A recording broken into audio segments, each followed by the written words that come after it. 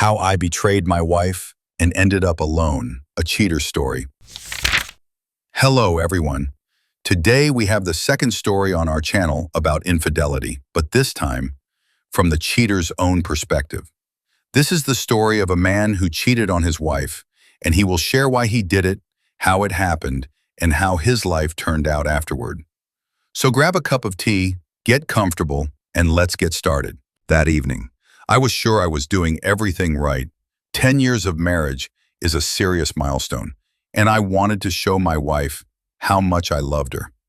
I booked a table at our favorite restaurant, bought her favorite champagne, and the most expensive piece of jewelry I had ever given her. In recent years, our relationship had grown colder, but I believed this evening would change everything. I wanted to bring back the romance, to remind her how happy we once were. And everything was going perfectly. She laughed. She held my hand. She looked truly happy. When we got home, I gave her the gift. She opened the box and couldn't hold back her tears. It was the very necklace she had always dreamed of. I went to the bathroom, leaving my jacket on the couch. I couldn't have imagined that in those 5 minutes, my life would turn upside down. When I came back, her face was completely different. In one hand, she held the necklace, and in the other, a hotel receipt for 2. "What is this?" Her voice trembled, but not from tears. There was fury in it. I froze.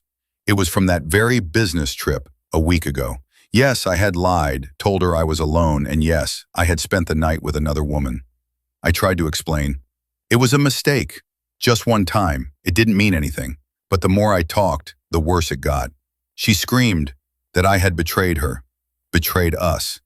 And at that moment, I realized it was all over. Addition. Why it all happened. Maggie wrote in the comments, "What actually leads to cheating like this? Why did you do it?" To answer honestly, I need to tell you a bit about us and how it all started. The first years of our marriage were amazing. We talked a lot, laughed, surprised each other. But gradually, everything turned into routine. I came home tired, and so did she. We stopped going out together, stopped planning anything fun. Over time, she became different. And it wasn't about age, it was about the fact that she stopped putting in effort for us. She used to take care of herself, choose nice clothes, do her hair, wear makeup, even at home. She wanted to look beautiful. And then she just stopped caring. A worn-out robe, messy hair, a tired look, that became normal. The romance was gone, and sex became rare and more like a formality.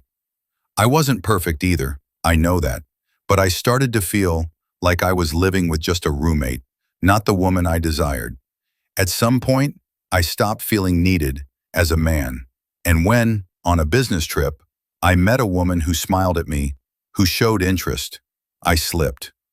At the time, I thought it was just one time and wouldn't affect my family. But that was a lie to myself. Cheating doesn't start in bed, it starts in your head, when you stop seeing the person you loved the same way. And that was not just one person's fault, it was both of us. And that's how we ended up, on that evening, with that receipt she found in my jacket pocket. Attempts before the divorce. After that night, I tried to fix everything. Conversations, gifts, a weekend trip. I did everything I could, but there was already a wall between us. We went to a marriage counselor. I stopped staying late at work. I tried to bring back the romance, but the more I tried, the further she pulled away. At some point, I realized we were living like roommates, only with shared photos on the wall. 2 months later, she said, "I can't live with someone I can no longer trust." And that was it. We divorced. Big update. 6 months later. Update 6 months later. Hello, everyone, and thank you.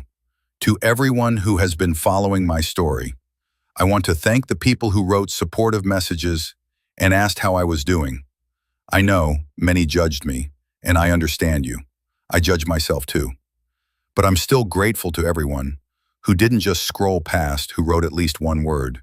Even criticism made me think about myself. Sorry it's been so long since I last wrote. Today, I decided to make a quick update and tell you how things are going now. After the divorce, It was tough. The first couple of months, I felt empty. You come home and it's silent. No smell of her coffee in the morning. No familiar "how was your day?" That hurts more than the moment with the receipt itself. I tried to get back to normal life. Work, gym, meeting friends. It barely helped. Sometimes I just sat in the car and didn't want to get out. After 3 months, I met a girl. She's nice, genuine, but I understand that I still haven't let go of the past.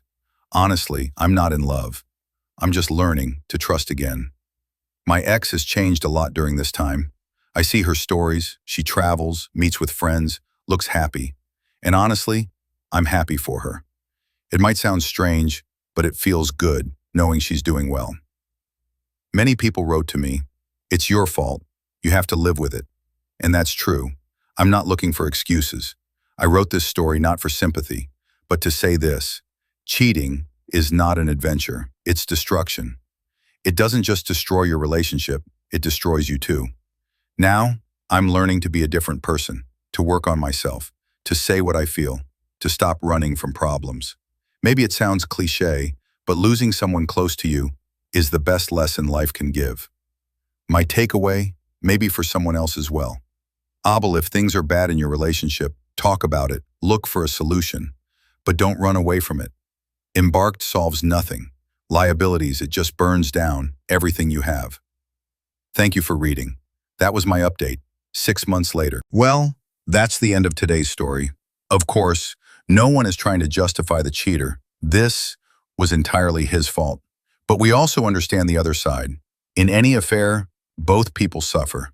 He lost his family and trust, and she lost her peace and sense of safety. Most often, we hear stories from the perspective of those who were betrayed, but rarely from the people who actually cheated. And this is already the second story on our channel from the cheater's side.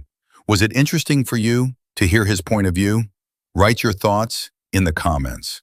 Don't forget to subscribe if you haven't already, and thank you for staying with us.